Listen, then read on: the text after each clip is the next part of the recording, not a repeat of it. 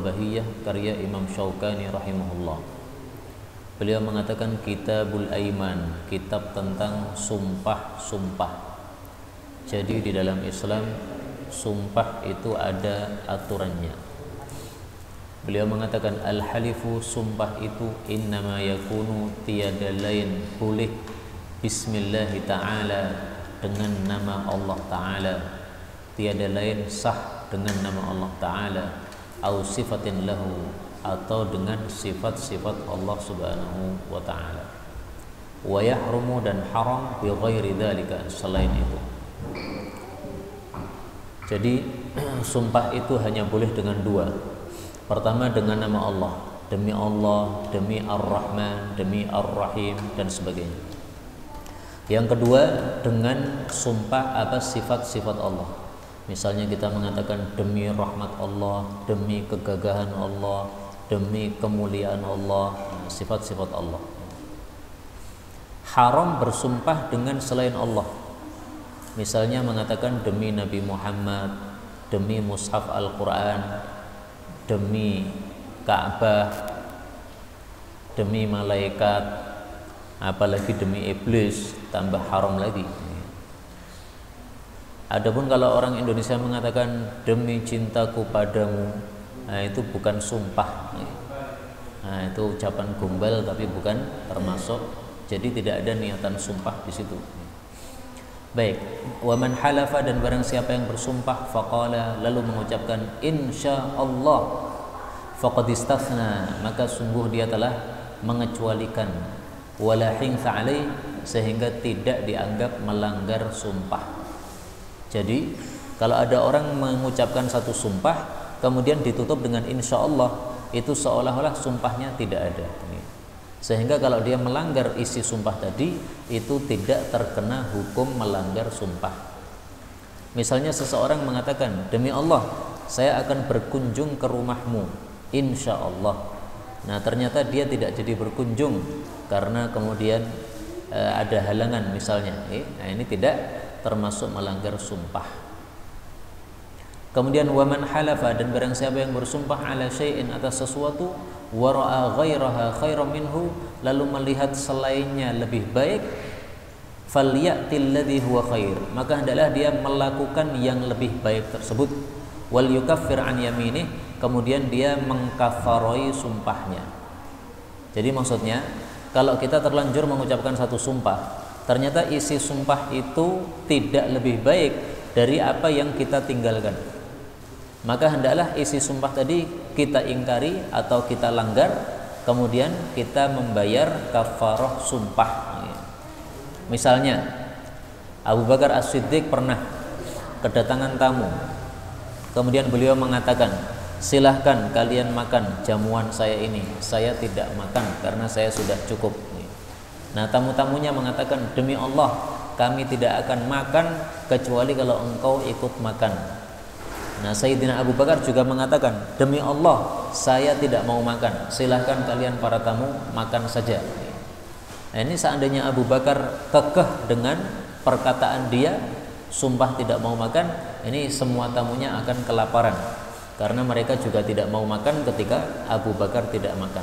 Nah, akhirnya beliau Abu Bakar As-Siddiq melanggar sumpahnya. Ya sudah, saya ikut makan saja daripada semuanya kelaparan.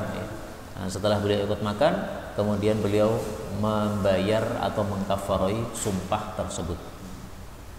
Kemudian waman ukriha 'alal yamin, barang siapa yang dipaksa untuk suatu sumpah, fahiya ghairu lazimah, maka sumpah itu tidak terjadi, wala ya'thamu bil hingfi fiha, dan tidaklah dosa kalau melanggar sumpah tadi.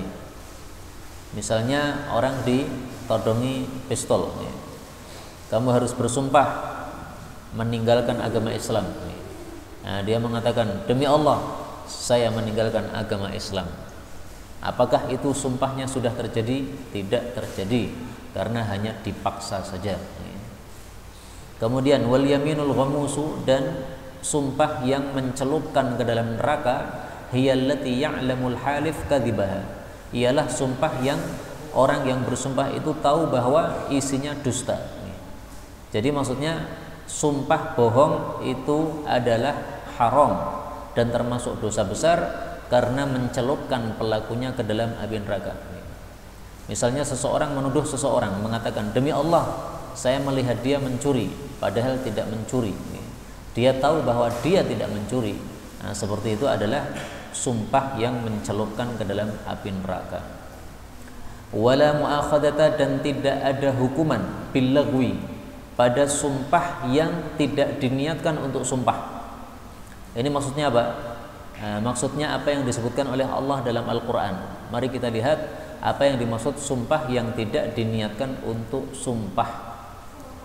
Allah menyebutkan pada surah Al-Baqarah ayat 225, la yu'akhidhukumullahu billaghwi fi aimanikum. Allah tidak menghukum kalian dengan sumpah yang sia-sia yang kalian ucapkan.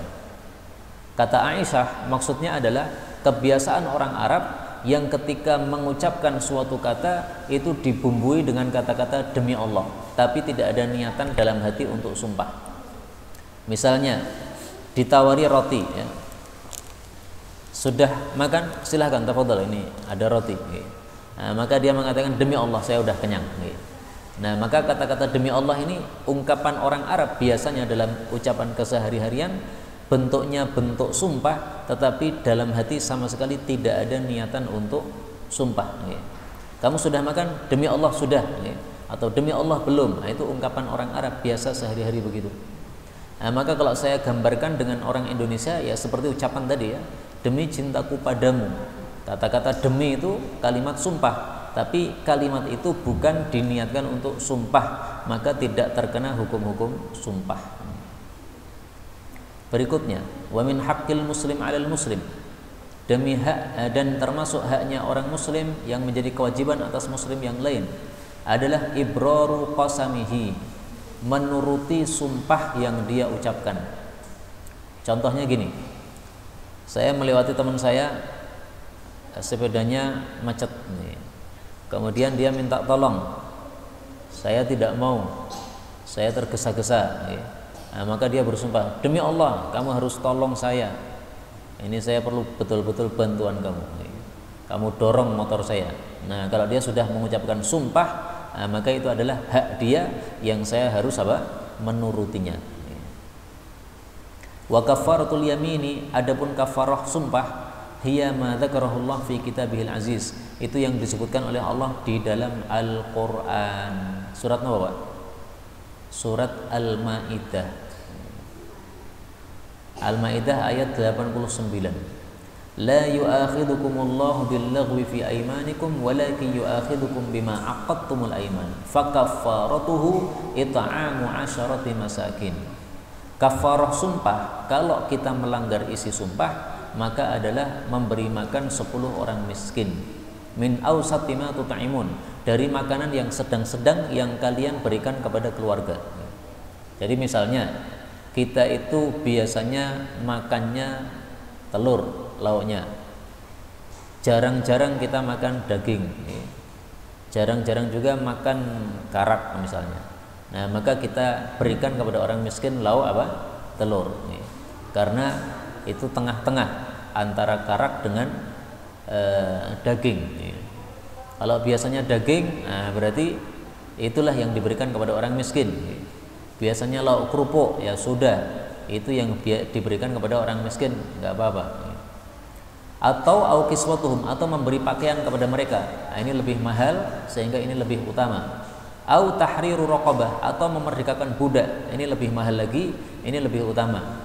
Jadi Allah di sini sebutkan 3 pilihan, bebas, okay? Milih salah satu dari 3 ini. Allah sebutkan yang paling murah atau paling mudah, kemudian lebih utama lagi, kemudian lebih utama lagi. Kalau 3-tiganya ini semuanya tidak mampu, nggak ada duit untuk hal itu, maka faman lam yajid fasyamu thalathati ayyam, maka silahkan berpuasa 3 hari. Dzalika kafaratu aymanikum, itu adalah kafarah untuk sumpah yang sudah kita langgar. Dan puasa 3 hari ini tidak harus berturut-turut, karena Allah tidak menyebutkan kata-kata berturut-turut. Inilah fikih ringkas tentang sumpah di dalam Islam. Kitab berikutnya Kitabun Nadhri, kitab tentang nazar. Nazar itu apa? Nazar itu seseorang mewajibkan terhadap dirinya sendiri sesuatu yang asalnya tidak wajib. Misalnya, iktikaf itu tidak wajib, itu hanya sunnah. Nah, seseorang yang terkena COVID misalnya, kemudian dia bernazar, kalau saya sembuh dari COVID ini, saya bernazar akan melakukan iktikaf pada bulan Ramadan besok itu. Nah, ini berarti apa? Nazar. Karena iktikaf tidak wajib, dia wajibkan untuk dirinya sendiri. Nazar seperti ini boleh atau tidak? Nah, mari kita bahas hukumnya. Karena nazar itu beraneka ragam. Beliau mengatakan innama yasihhu, tiada lain sahnya nazar itu idza tughiya bihi wajhullah, apabila digunakan untuk mencari ridha Allah. Iktikaf untuk mencari ridha Allah, sedekah untuk mencari ridha Allah, boleh. Fala budda, maka harus ayyakuna qurbatan, bahwasanya amalan yang dinazarkan itu adalah amalan taqarrub, yaitu yang mendekatkan diri kepada Allah, amal-amal soleh, sedekah, puasa, baca Quran dan sebagainya. Maka kalau nazarnya bukan termasuk qurbah, itu tidak sah. Misalnya, kalau saya sembuh dari COVID, saya akan makan roti ini. Ini tidak nazar kayak begitu. Karena makan tuh bukan suatu amalan mendekatkan diri kepada Allah, tapi amalan biasa. Kalau saya sembuh, saya akan jalan pagi setiap hari. Nah, itu bukan nazar seperti itu, karena jalan pagi itu bukan amalan taqarrub kepada Allah. Wala nadhra, dan tidak ada nazar fi ma'siyatillah, yang isinya maksiat kepada Allah. Bernazar kalau nanti sembuh dari penyakitnya, maka istrinya akan dicerai karena istrinya tidak melayani dengan 100%. Ya, itu tidak bagus seperti itu. Orang istrimu sudah melayani, nah dia tidak bisa 100%, ya wajar orang dia melayani juga anak-anaknya yang masih kecil-kecil. Nah, maka tidak boleh seperti itu. Sudah dilayani oleh istri, nanti sembuh malah bernazar untuk mencerainya, itu maksiat, kayak begitu tidak boleh. Wa minan nadri fil maksiyah, termasuk nazar maksiat adalah ma fihi mukhalafatun, yang berisi mukhalafatun litaswiyah bainal aulad, yaitu tidak adil di dalam memberikan kepada anak-anaknya. Misalnya bernazar nanti akan memberikan kepada anak yang pertama hadiah tertentu atau sedekah tertentu kalau dia sembuh dari sakitnya. Nah, ini tidak boleh, karena hadiah kalau diberikan kepada satu anak, yang lain-lain juga harus diberikan. Yang kedua, au mufadalatun bainal warathah, atau membeda-bedakan ahli waris, mukhalafatan lima syara'ahullah, yaitu berbeda dengan apa yang sudah ditegaskan oleh Allah. Misalnya bernazar untuk menyamakan antara bagian laki-laki dengan perempuan dari kalangan anak-anaknya itu. Nah, ini menyelisih syariat Allah, ini termasuk maksiat. Wa minhun nadhru 'alal kubur, termasuk juga nazar di atas kuburan. Kalau sembuh nanti akan menyembelih korban kambing atau sapi di atas kuburan. Nah, itu adalah nazar maksiat kalau begitu. Kenapa menyembelih kalau di atas kuburan? Kuburan itu bukan tempat menyembelih. Oh, ini adalah kuburannya wali Allah supaya sembelihan saya diterima. Tidak ada dalilnya menyembelih kurban di atas kuburan wali Allah, nggak ada. Sehingga tidak termasuk sesuatu amalan taqarrub yang mendekatkan kepada Allah Subhanahu wa taala. Wa ala ma lam ya'dzan bihillah, juga nazar untuk sesuatu yang tidak diizinkan oleh Allah. Nazar untuk dangdutan, nazar untuk jogetan, nazar untuk mengundang penyanyi. Nah, itu semuanya perkara-perkara yang tidak diizinkan oleh Allah Subhanahu wa taala, bahkan dilarang oleh Rasulullah sallallahu alaihi wasallam. Berikutnya, wa man aujaba ala nafsihi fi'lan, barang siapa yang mewajibkan kepada dirinya sendiri satu perbuatan, lam yashra'hu Allah taala, yang Allah tidak mensyariatkan perbuatan itu, lam yajib alaih, maka perbuatannya pun tidak wajib terhadapnya. Contohnya apa? Contohnya sahabat Nabi yang bernama Abu Israil. Abu Israil ini pernah diketahui oleh Nabi berdiri di tengah-tengah Masjid Nabawi. Maka ditanya, ini apa ini orang kok berdiri di masjid ini? Maka dijawab, itu Abu Israil, Dia bernazar untuk berdiri, tidak mau duduk. Dia tidak mau bernaung, dia pengen tetap berada di bawah terik matahari. Tidak mau ngomong, dan dia akan puasa terus-menerus. Gara-gara apa? Gara-gara dia melakukan dosa. Nah, maka saking menyesalnya dia, kemudian bernazar seperti itu. Nah, mendengar cerita itu Rasul Shallallahu Alaihi Wasallam bersabda, suruhlah dia untuk bicara, suruhlah dia untuk bernaung, suruhlah dia untuk duduk. Adapun puasanya silahkan dilanjutkan. Nah, nadarnya kan tadi banyak ya, berdiri, tidak bernaung, tidak ngomong, dan puasa. Nah, dari 4 ini yang disyariatkan oleh Allah cuma 1, yaitu apa? Puasa. Adapun berdiri menyiksa diri, kemudian berada di terik matahari menyiksa diri, tidak ngomong, ini semuanya perkara-perkara yang tidak disyariatkan oleh Allah, sehingga tidak menjadi wajib di dalam nazar tersebut. Maka kalau dalam nazar ada 4 perkara, tetapi yang 4 perkara ini yang termasuk disyariatkan Allah hanya 1, maka yang dilakukan hanya 1. Yang lain-lain ini seolah-olah tidak ada nazar tersebut. Wa kadzalika, seperti itu juga in kana mimma syara'ahu Allah, apabila perkaranya termasuk yang disyariatkan Allah, wa huwa la yutiquh, tetapi dia tidak mampu melakukan. Misalnya, kalau sembuh dari penyakit, bernazar akan sedekah 1 miliar. Sedekah 1 miliar itu disyariatkan oleh Allah. Sedekah termasuk amalan yang disyariatkan. Tapi 1 miliar dia nggak punya, 1 juta aja nggak punya. Nah, maka ini nazarnya tidak wajib atas dirinya.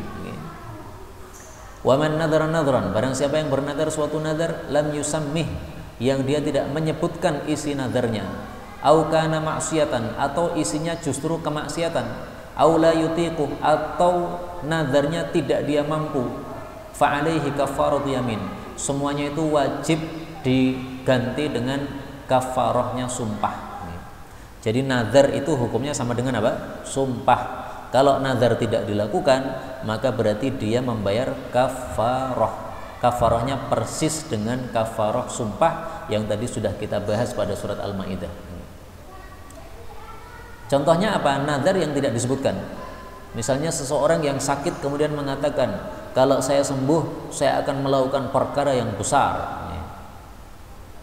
Nah, perkara yang besar ini apa? Tidak jelas. Nah, kalau tidak jelas seperti ini, solusinya adalah membayar kafarah. Kemudian, wa man nadzara bi qurbatin, siapa yang bernazar amalan yang mendekatkan diri kepada Allah, wa huwa musyrik, padahal dia masih kafir, thumma aslama, kemudian masuk Islam, lazimahul wafa, wajib untuk ditunaikan. Ini contohnya adalah yang dilakukan oleh Sayyidina Umar. Ketika masih kafir, dia pernah bernazar untuk i'tikaf 1 malam di Masjidil Haram. Nah, begitu masuk Islam, dia paham nazar itu wajib dilakukan. Maka dia bertanya kepada Rasulullah, ya Rasulullah, saya dulu di masa kafir pernah nazar, belum saya lakukan. Ini sekarang saya sudah masuk Islam, gimana? Rasulullah mengatakan, aufi binadrik, kamu tunaikan nazarmu. Jadi ringkasnya, nazarnya orang kafir itu sah. Sehingga seandainya orang kafir ini kemudian masuk Islam, maka nazarnya tetap wajib ditunaikan karena sudah sah. Meskipun jujur ini masalah khilafiyah, diperselisihkan oleh para ulama kita rahimahumullah ta'ala.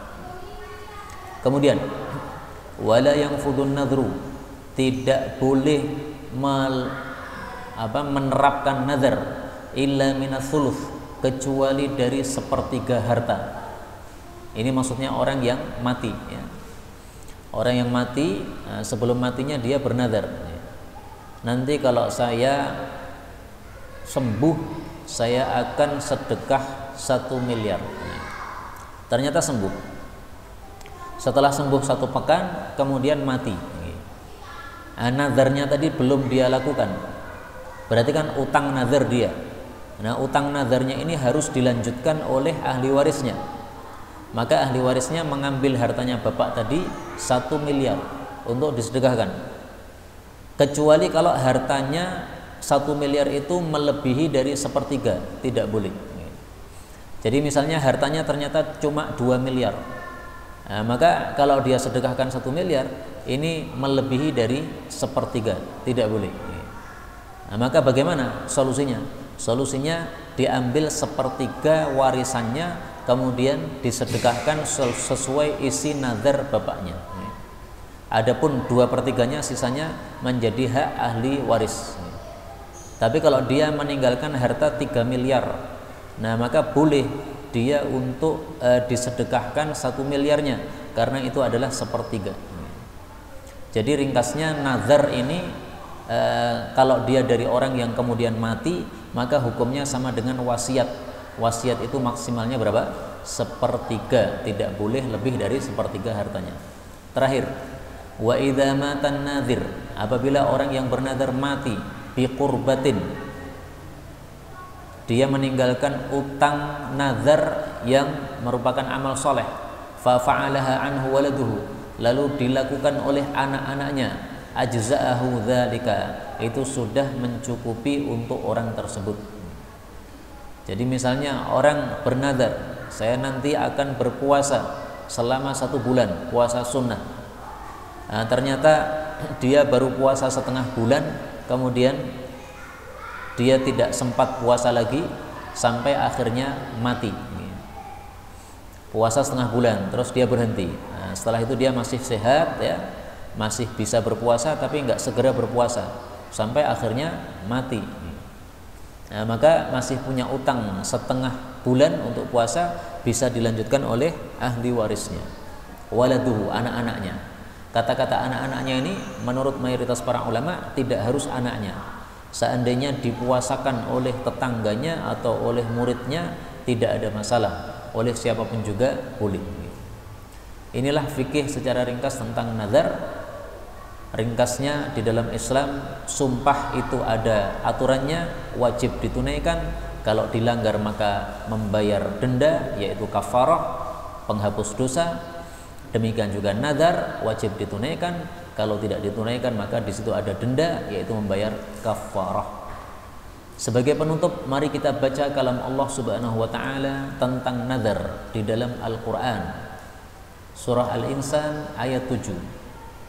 Yufuna bin nadri, orang-orang yang baik itu mereka menunaikan nazar mereka. Wa yakhafuna yawman kana syarruhu mustatira, dan mereka takut terhadap hari yang keburukannya menyebar kemana-mana, maksudnya hari kiamat. Jadi termasuk sifat orang-orang yang baik yang dipuji oleh Allah adalah kalau sudah terlanjur bernazar maka harus ditunaikan, tidak boleh dilanggar. Kemudian nazar itu ada 2 macam. Ada nazar yang mubah, boleh. Ada nazar yang makruh, boleh tetapi dibenci. Nazar yang mubah adalah kalau seseorang nazar tanpa dikaitkan dengan apapun juga. Misalnya seorang santri bernazar, saya bernazar akan menghafalkan 30 juz. Nah, dia bernazar seperti itu untuk menyemangati dirinya supaya semangat menghafal. Nah, ini termasuk nazar yang mubah, boleh, nggak ada masalah. Kalau nazarnya yang dikait-kaitkan dengan kesembuhan dan sebagainya, nah itu yang makruh. Kalau saya sembuh saya akan sedekah 1 juta, itu nazar makruh meskipun tetap sah. Kenapa makruh? Karena menunjukkan pelit, seolah-olah dia tidak mau sedekah kalau tidak diberi sembuh oleh Allah. Jadi seolah-olah apa? Bilang kepada Allah, ya Allah berilah saya sembuh, nanti saya sedekah 1 juta nanti. Kalau kamu nggak ngasih saya sembuh, ya saya nggak mau sedekah. Harta kita itu dari Allah kok. Kenapa mau sedekah saja harus dikait-kaitkan dengan sembuh dan sebagainya? Itu adalah tidak baik di dalam Islam ini, ya, makruh atau dibenci. Tetapi nazarnya tetap sah karena sedekah itu termasuk amal soleh. Inilah yang dapat kita bicarakan pada kali ini. Benarnya dari Allah, kalaupun ada salahnya fa astaghfirullahal azim li wa lakum. Sisa waktu kita buka tanya jawab secara bebas.